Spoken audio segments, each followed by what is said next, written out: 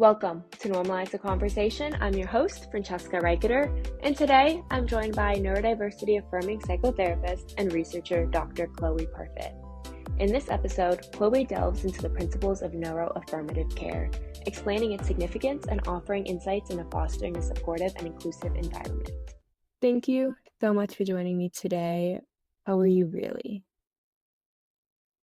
Oh, thank you for having me, first and foremost. I think if I'm being honest, I'm a bit nervous. It's funny because I've done a few things like this and I do lots of trainings and I still just get quite nervous, which is just one of the many joys of social anxiety, I think.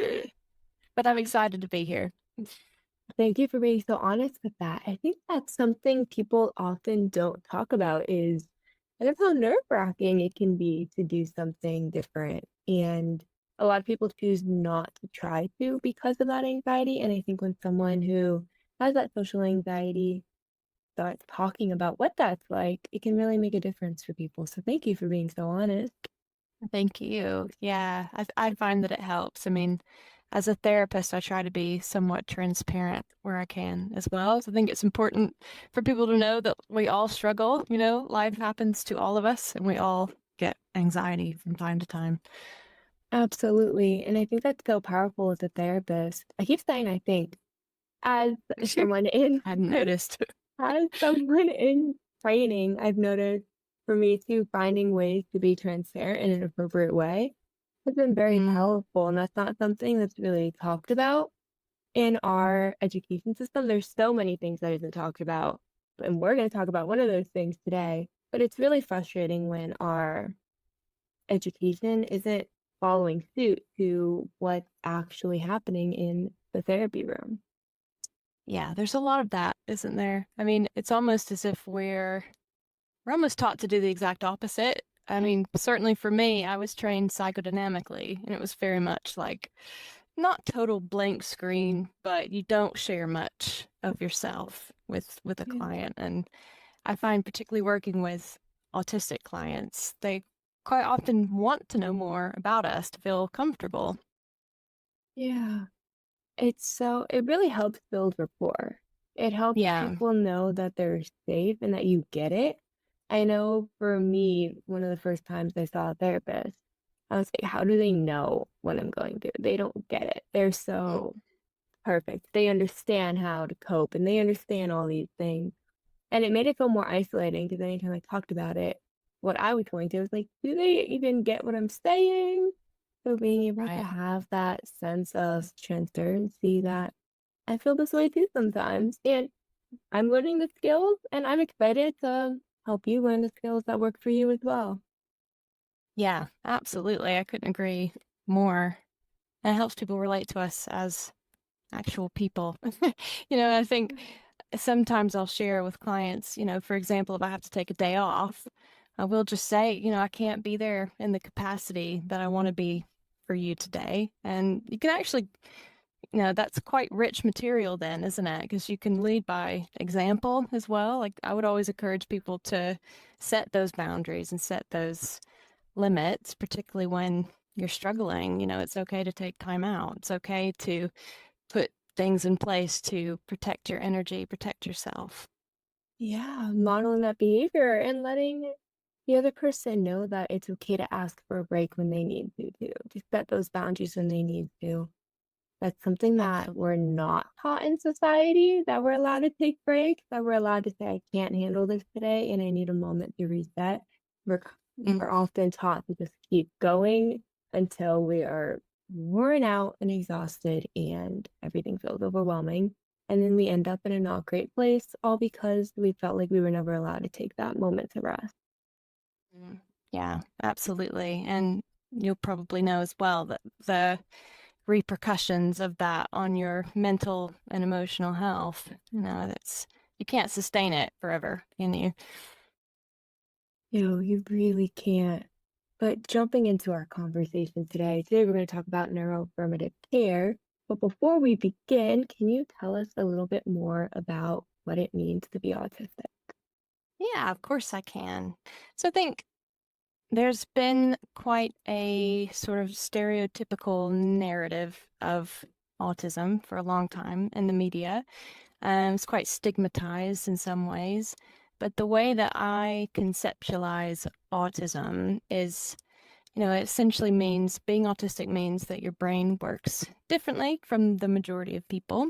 So it's a different way of experiencing the world, essentially.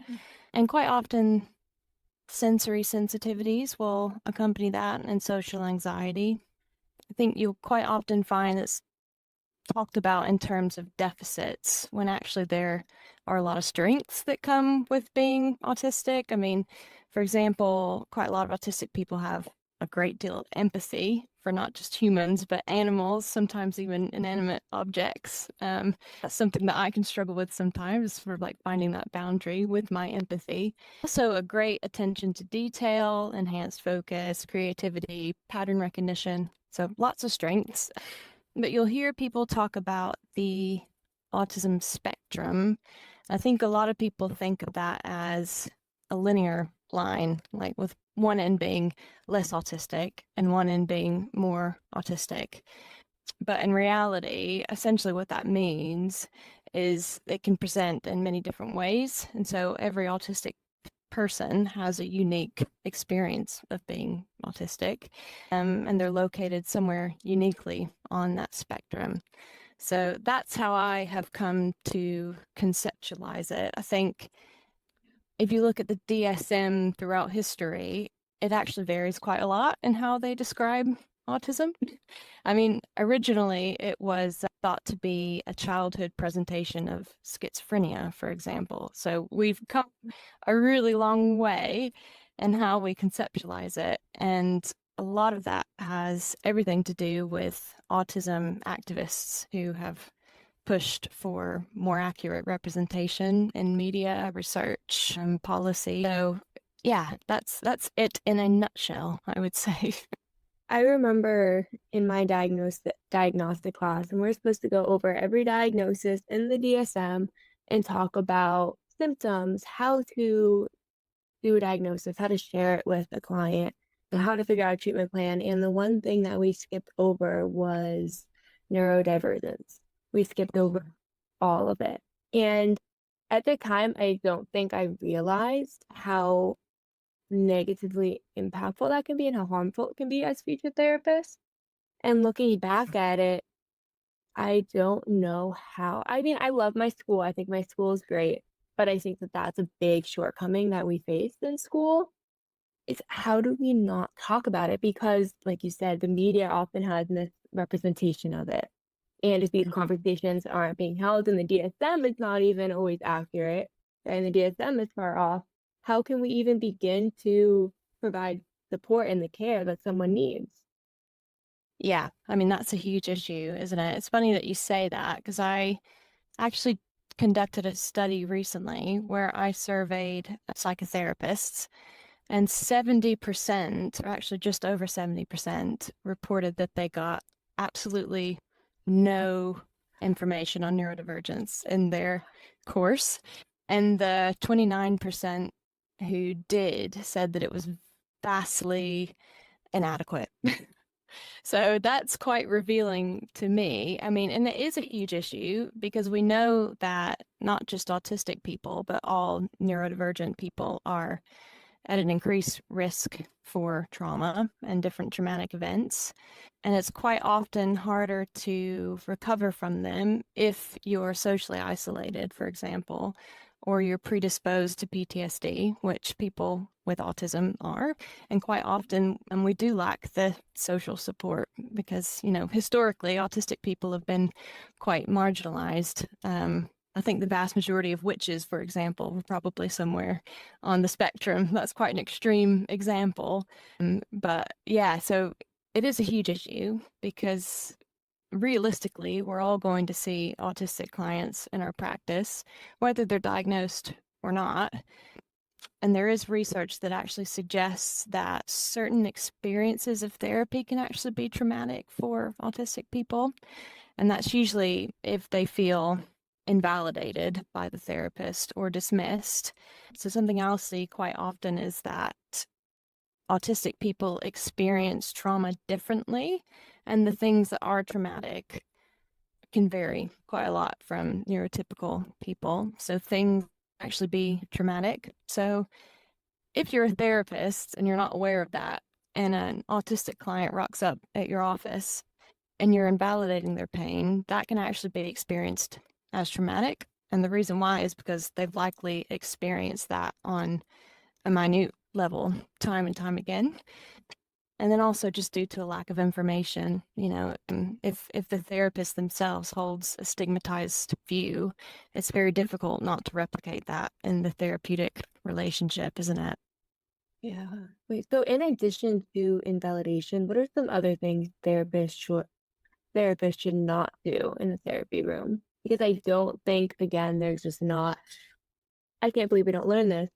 But Mm. since we're not learning it, for a therapist who's listening and is like, okay, but what do I do? Can you talk a little bit about Yeah. neuroaffirmative care? Absolutely. Yeah. So essentially, what that means when we say neuroaffirmative care is it's helping people recognize the way that their brain works. So that requires that we are first and foremost informed, right, on what it means to be autistic or to have ADHD, for example. And it's all about choice and respect. So, especially when you're working with people who have had trauma, we want to really facilitate autonomy as much as possible. Think on a practical level in the therapy room, we need to be paying attention to sensory distress. So, this is my office here. I have a few clients who we will actually meet in total darkness, and that's okay because for them to have, for example, if I had this overhead light on with a few of my clients, it would be extremely distressing.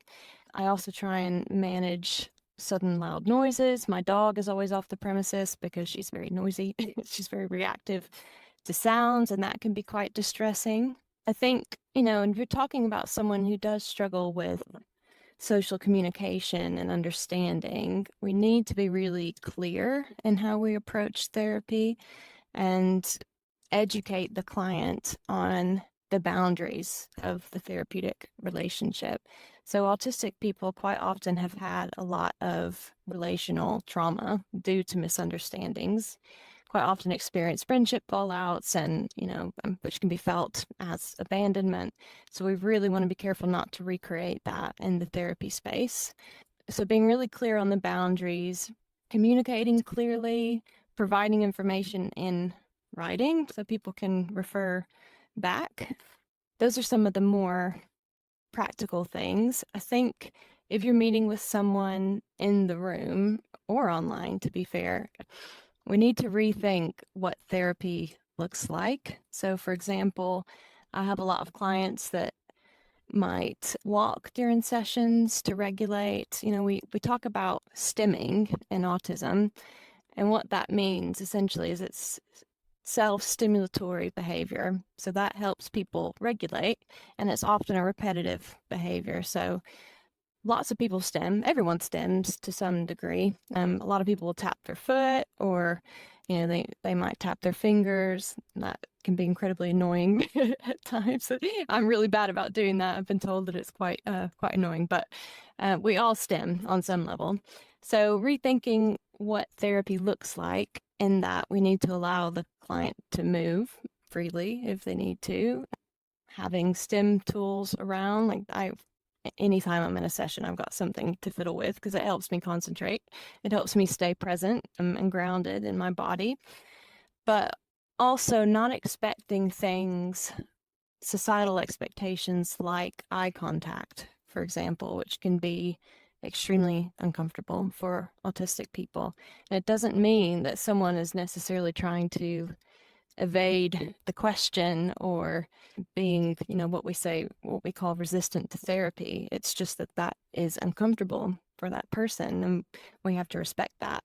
So that's all part of neuroaffirmative care as well. I think anytime we're working with people who have neurodivergence, there's a really high chance that they've also experienced trauma.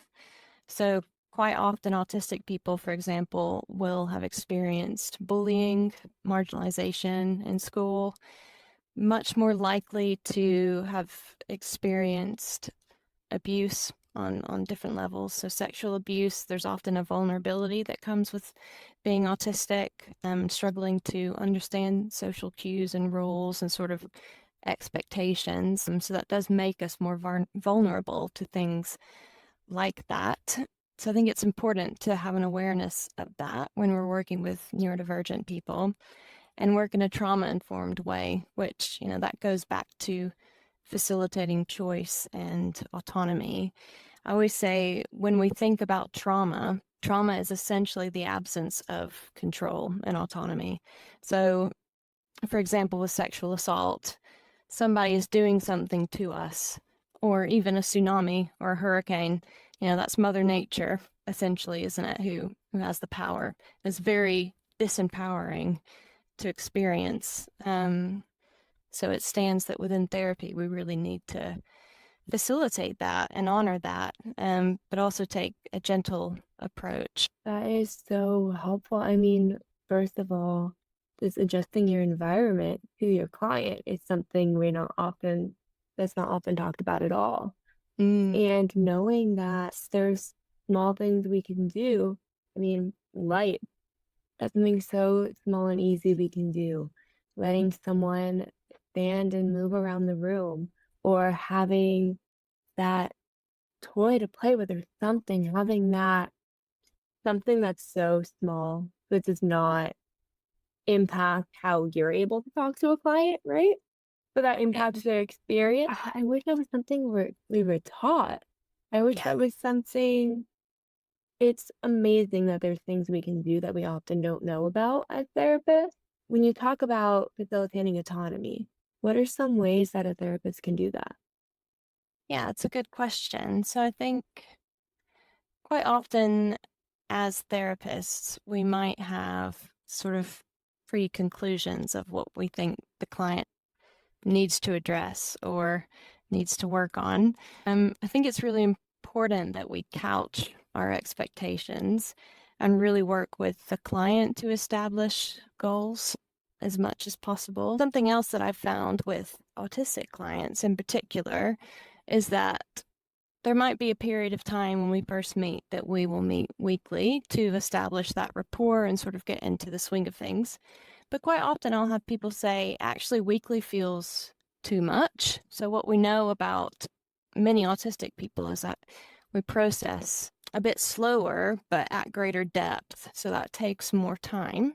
So, actually, what I was finding with a lot of my clients is a week rolls around and they don't really feel like they're ready to engage again. And actually, just by delaying it a week, so doing it every 2 weeks, means that we're actually often accomplishing a lot more therapeutically because they've had that time to go away, think, implement what we've said. So I think, again, just sort of couching our expectations and being flexible as well as to what the therapy looks like practically, but also things like the regularity, session times. I quite often have longer sessions than typical therapists because, again, if we process slower, it takes a little bit more time. And if you're working with any marginalized community, so it would be similar with people in the Black community or minority ethnic communities. Quite often there is a lot of trauma, there's a lot of marginalization and microaggression, so it takes time to establish that trust. I mean, it's especially with, a lot of therapists in the Western world are like myself and yourself, white females that don't necessarily always trust that we're going to understand where they're coming from or empathize on that level. So it does take time to establish trust with autistic people or people in any marginalized community. Obviously, that's not true for everyone, but it's often true. So I find that having slightly longer sessions not only accommodates the processing time, but also allows people to feel a bit more comfortable in the session. You know, I was finding that before I extended my sessions, when I was working with autistic clients, we'd really only just gotten comfortable and into the sort of nitty gritty towards the last 20 minutes of the session. And obviously that's not really enough time. So my sessions are an hour, but I do allow a bit of leeway, which is something that we weren't taught in our training either. I mean, I think some of my tutors would be just beside themselves. And I do understand the need for structure. And I would always communicate that to a client, say, like, are you comfortable staying over an extra 5 or 10 minutes? This feels really important. I feel like, I want to make some space to talk about this or help you feel grounded before we end the session. But I think just allowing yourself that flexibility, it doesn't have to be so prescriptive. Yeah, we are taught that structure. I remember a whole, like, maybe a whole semester of you have to be able to end the session on time. You have to know Mm. how to end the conversation. And that may be true in many cases, right? Especially if you have a back-to-back caseload, I get it. However, knowing that you can meet your client's needs in a different way and is staying an extra 15 minutes and scheduling a little bit more time between so that you can give your clients what they need and deserve is so Yeah. important. And there's so many things we're not taught. Okay, so for therapists who are listening and are like, okay, right now I feel like I know nothing. What are ways that they can begin, I guess, training in neuroaffirmative care and then resources they can also kind of give out to clients as they're beginning to learn? Yeah, I mean, that's a really good question, and it will differ obviously on where you're based, but here in the UK, we've got a really good organization called the National Autistic Society, and they do not only trainings, but they've got lots of resources for therapists in particular. So they do what's called a good practice guide, and it covers absolutely everything down to the practical implications of working with autistic people, the physical adaptations, down to how you communicate policy and boundaries. I have found that really, really helpful. That's a really good resource. Um, there's also Ambitious About Autism. They do lots of resources as well. In the UK, it's local county councils will have trainings quite often. In the States, it would be dependent on the county predominantly. But I mean, even where I'm from Hamilton County, Chattanooga, Tennessee, in the States, and we have a fabulous autism charity. We're quite well resourced, I think, comparably to some states or counties in the state. Still have a long way to go, but we've definitely got it better than some of the neighboring counties for sure. There's also in the States, there's Autism Asperger's Network, and they do resources. And then, of course, the National Autism Association. But I mean, I myself, I've sort of changed direction a little bit. I'm still doing one-to-one therapy work, obviously, but I am training a lot more therapists. So I just recently rolled out a training on counseling autistic people in a trauma-informed way.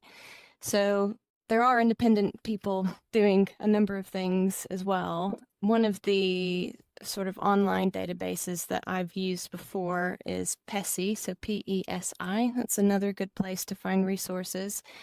But I think ultimately, we don't need to overthink working with autistic people. At the end of the day, you're working with an individual, and people say if you've met an autistic person, you've met one autistic person. We're not all the same. So I think just being really open and honest and transparent with your clients and really endeavoring to understand their experience and also endeavoring to meet their needs. So quite often, autistic people are not accommodated adequately. It's absolutely horrendous in the UK what we expect from young students.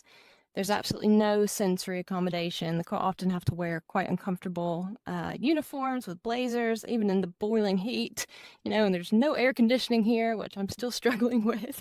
But the expectation is so high, and there's such a vast lack of accommodation and unwillingness rather from schools, I find, to meet the needs of autistic students, that many of the people who come to us who are autistic will never have had their needs met. Even quite often people's families are not willing to accommodate needs, or they see someone's needs as an inconvenience, for example. So endeavoring to meet their needs and being curious about their experience is a really good place to start. Thank you for sharing that.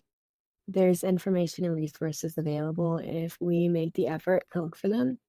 And like you said, individual, have a conversation, communication, accommodation. There's so much that we can do if we're willing to put in the effort, and that's very important. And maybe getting involved in some policy change and making sure that accommodations are available in education and even in work, so that people have the support that they need.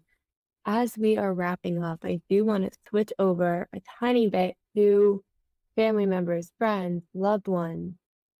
A lot of times they don't realize they're using stigmatizing language, or they don't know what kind of accommodations that they should or could be making.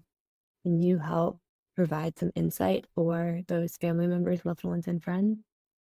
Yeah, of course. I think first and foremost, the majority of the autistic community prefers identity first language. So generally, we don't say someone with autism, and we'll say an autistic person. So it's similar to people in the deaf community, for example. You wouldn't say someone with deafness, you'd say person. And they have their own community. There's deaf culture, for example, and autism is no different. Autistic people are no different. So that's the first thing. You'll find that a lot of people will say with autism, and that's not wrong. You don't need to be fearful of having these conversations. But again, if you're educating yourself, that's something that's relatively easy to stumble upon. It's spoken about quite widely in the community.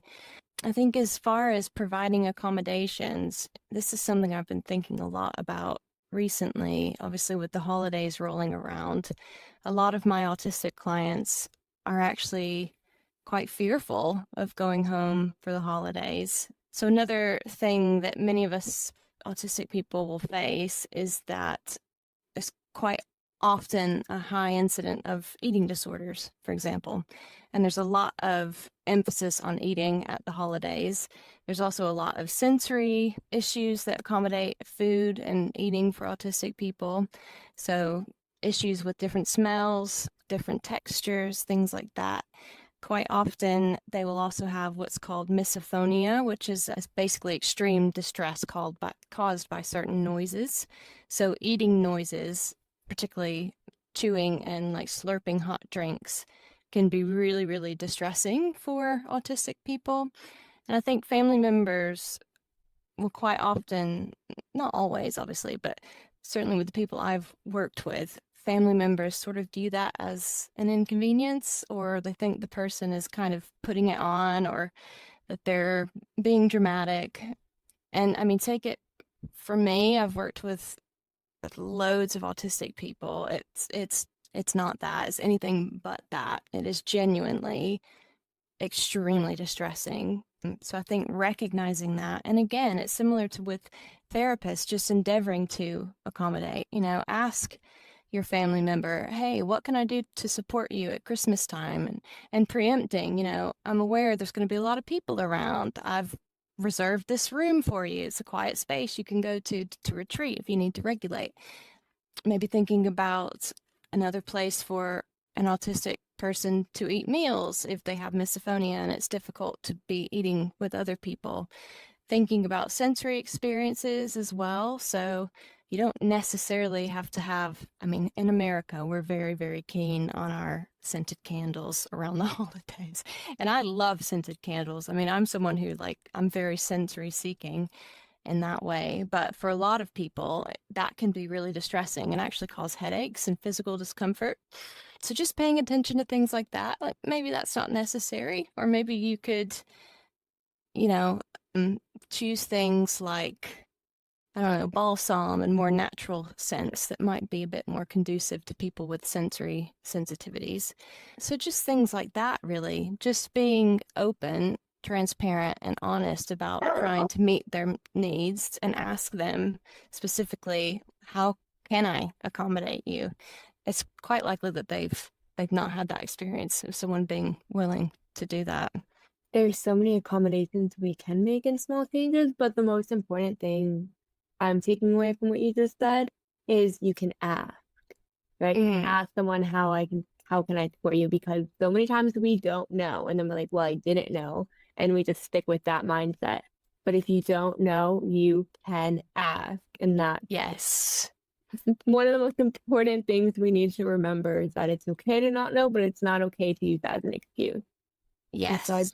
ask, how can I support you? And that's true with everyone in every situation. If you don't know what to do, you don't know what to say, how can I best support you? Chloe, you have been absolutely amazing. As we are wrapping up, what's one piece of advice you could give to a young therapist, someone like me, who wants to start making more of an effort to learn what I don't know? Learning what you don't know. It's a good question. I think ultimately the structure of our training is there to support us, but I would say you might need to rely on that initially when you're finding your feet as a therapist, but gradually as you gain confidence and experience, you'll find that you have more capacity to challenge some of those things. So I think my biggest thing would be trust your intuition. You got into this field because you're empathetic. You probably are quite intuitive. Trust your intuition about clients and again, endeavor to understand and really, really, really work to validate experiences. If it doesn't sound like trauma to you, that's irrelevant. You know, for that person, the dog barking could have been extremely distressing and they can still live with repercussions of that. So I think again, remaining open-minded is a big thing, but ultimately have confidence in yourself and your abilities. Thank you so much for listening to Normalize the Conversation. Don't forget to subscribe, rate, and review. This podcast is an initiative of Inspiring My Generation, focusing on normalizing the conversation, bringing education and awareness to the forefront, and amplifying global voices to spark change and hope. Inspiring My Generation is a 501c3 nonprofit organization on a mission towards suicide prevention through awareness, conversation, education, and support. Connect with us on Instagram at Inspiring My Generation and visit our website inspiringmygeneration.org to learn more about our work and how you can make a difference.